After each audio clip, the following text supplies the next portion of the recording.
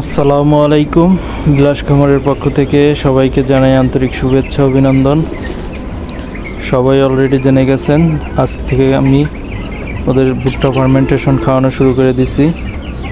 তো এই যে ভুট্টা ফার্মেন্টেশন এখন দুপুরেরটা, যেটা আমি 3টার দিকে দিচ্ছি আর কি। তো বিকেল 3টার দিকে আমার এখনও দেখুন কিছু খাবার প্রত্যেকটি পাত্রে অবশিষ্ট আছে। তো সকালে আপনারা যারা ভুট্টা ফার্মেন্টেশনের সেকেন্ড পার্টের ভিডিও দেখেছেন তারা হয়তো দেখেছেন যে আমি খাবার দিয়েছিলাম কতটুকু করে, মানে বাইরে একদম ফুল করে দিয়েছিলাম। তো শুধু একটা পাত্র খালি করছে, আর বাকি পাত্রগুলোতে অবশিষ্ট কিছু কিছু খাবার রয়ে গেছে। তো বিকাল 3টা পর্যন্ত। তো এখন আমি আবারও ভুট্টা ফার্মেন্টেশনের বাকি খাবারটুকু দিয়ে দেব। তো খাবারটা আমি কিন্তু প্রক্রিয়া করে রেখেছিলাম।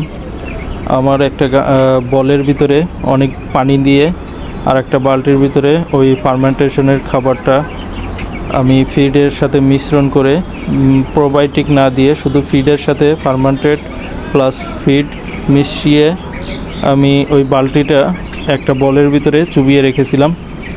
তো এটা আমি হয়তো ভিডিওতে দেখাই নাই, বাট আপনাদের সেইভাবে মৌখিকভাবে বলে দিলাম যে আপনারা এইভাবে করবেন। আর এর আগে আমি নর্মাল ফ্রিজে রেখেছিলাম, যেটা আপনারা আর কখনোই করবেন না। কারণ এই প্রক্রিয়াটা আমি ডাক্তারের পরামর্শ প্লাস আমাকে কয়েকজন সাজেশনও করেছে যে আসলে কি একটা যে আমরা এই ফার্মেন্টেড খাবারটা তৈরি করি, এটা একটা ভালো ব্যাকটেরিয়া তৈরি হয়। তো এই ব্যাকটেরিয়াটা একটা নির্দিষ্ট তাপমাত্রায় কিছু সময় সারভাইভ করতে পারে। তো যাই হোক, সেই তাপমাত্রাটা আপনার 20 থেকে 25 ডিগ্রি তাপমাত্রার ভিতরে থাকতে হবে। তো আসলে তো আমি নর্মাল ফ্রিজে যখন রাখবো তখন কিন্তু, তো আপনারা এইভাবে সংরক্ষণ করবেন খাবারটা সংরক্ষণ ভালোভাবে করলেই ইনশাল্লাহ সেই খাবারের গুণগত মান ঠিক থাকবে। কারণ যেহেতু এটা আমরা হাতে নিজেরা ফার্মেন্টেড করে খাবারটা তৈরি করে মুরগিকে খাওয়াচ্ছি, সেই ক্ষেত্রে অবশ্যই খাবারের গুণগত মানটা কিন্তু ঠিক রাখতে হবে।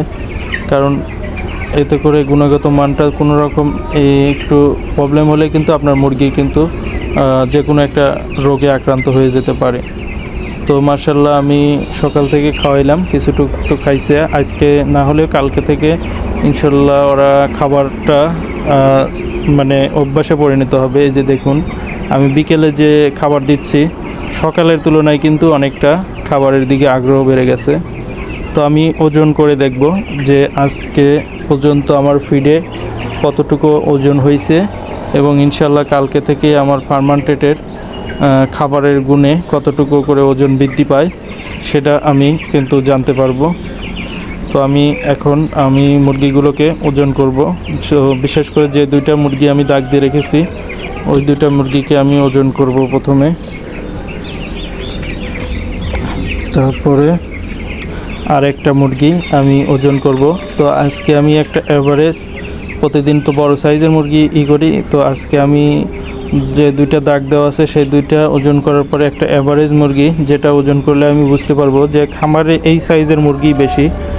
তো আসলে ওই সাইজের মুরগির ওজনই হবে আমার অ্যাভারেজ ওজন, মানে এটা আমার ধারণা। আপনারা এটা আপনাদের ব্যক্তিগত ওপিনিয়ন থাকতে পারে, বাট এটা আমি বলতেছি না যে আমার কথাই ঠিক। তো দেখা যাক কতটুকু ওজন হয়। তো কালকে সম্ভবত ওজন কতটুকু ছিল খেয়াল নেই, তো আজকে দেখা যাক কতটুকু ওজন বৃদ্ধি পাইল। তো প্রথমে যেটা মাথায় দাগ দিয়েছি সেই মুরগিটাকে ওজন করব। এই যে মাথায় দাগ দেওয়া মুরগিটা, তো এইটাকে ওজন করতেছি। তো দেখুন মাশাআল্লাহ 400 গ্রাম। তো আমার খেয়াল নেই কালকে কতটুকু ছিল, 370 কি 80 গ্রাম ছিল মনে হয়। তো সেই অনুযায়ী ওজনটা আজকে বৃদ্ধি পায় নাই। আসলে ওজন বৃদ্ধি পাইবে কেমনে, খাবারটা আসলে তো যাই হোক একটু ভুট্টা ফার্মেন্টেশনটা কম খাইছে, সেই তুলনায় হয়তো বা খাবারটা অনুযায়ী ওজনটা বেশি আসে নাই। তো দেখি এখন পাখায় দাগ দেওয়াটা সেটার ওজন কীরকম হলো। তো দেখি পাখায়, এই যে পায়ে গেছি দাগগুলো মিশে যাচ্ছে। তো কালকে আমি আবারও এই দুটাকে আবারও দাগ দিয়ে দেবো, যাতে করে আবারও কিছুদিন ওদেরকে দেখা যায়। তো 460 গ্রাম, মাশাল্লাহ। সম্ভবত এটা আমার 430 গ্রামের মতো ছিল, তো এটাও বেশি বৃদ্ধি পায় নাই। তো এখন আসলে 50 গ্রাম 60 গ্রাম করে বৃদ্ধি পাওয়াটা ঠিক আছে, বাট এর কম বৃদ্ধি পাইলে কিন্তু মুরগির না খাওয়ার কারণে বা মুরগির যে কোনো অরুচি ভাব তৈরি হওয়ার কারণে ওটা ঠিক আছে। তো এমনিতে এখন একটা আমি এই মুরগিটা এটা কিন্তু অ্যাভারেজ সাইজের, যদিও আমি বড় মনে করতেছি, তারপরেও মাশাল্লাহ এটা 470 গ্রাম। তো যেটা ছেড়ে দিলাম আর কি, তো 470 গ্রাম, আমার ধারণা 500-550 গ্রাম সাইজের মুরগি আছে। কারণ এখন একটু বড় ছোট বোঝা যায়, কারণ বড়গুলোকে আমি যেহেতু খাবারটা কেবল দিছি, ওরা এখন খাবারটা খাচ্ছে। তো আমি আসলে আর কিছু মুরগি ধরে মাপার চিন্তা আসিল, কিন্তু ওদের খাওয়া দেখে মনে হচ্ছে না যে ওদের ডিস্টার্ব করি।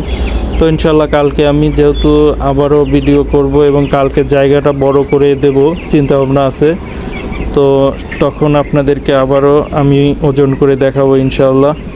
তো সবাই আজকের ওজনের ভিডিও বেশি না করি, এ পর্যন্তই। তো ভুট্টা ফার্মেন্টেশন প্রতিদিন কীরকম খাচ্ছে এইসব ডিটেলসলি আপনাদের সাথে আমি আলোচনা করব, সেই জন্য অবশ্যই আমার চ্যানেলটির সাথে থাকবেন সবাই। আশা করি আমি আপনাদেরকে সুন্দর সুন্দর ভিডিও করে এবং সুন্দর এবং সঠিক ধারণা সত্য তুলে ধরার জন্যই আমি আপনাদের সাথে আছি। তো সবাই ভালো থাকুন, আসসালামু আলাইকুম।